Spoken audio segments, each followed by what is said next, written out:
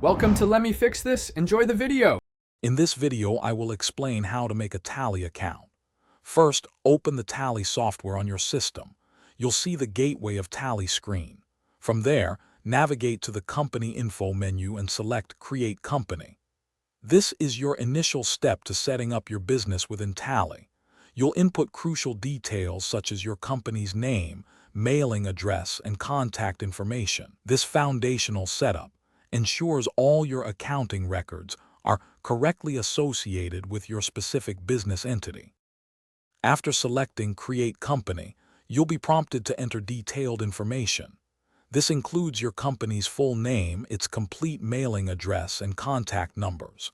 Crucially, you must specify the financial year starting date and the date when your books of accounts begin.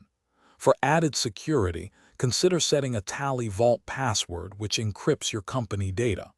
Finally, you can configure basic accounting features like maintaining accounts only or integrating inventory management. Once your company is created, it's time to activate relevant features. Press the F11 key to access the Company Features menu. Here, you can enable or disable various options for accounting, inventory, and taxation, such as goods and services tax.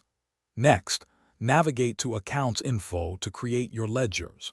You'll need ledgers for cash, bank accounts, capital, and various expenses or incomes. Grouping these ledgers appropriately ensures a well-organized chart of accounts.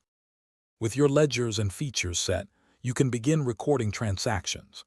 Use various voucher types like payment, receipt, sales, and purchase vouchers to accurately capture all financial activities.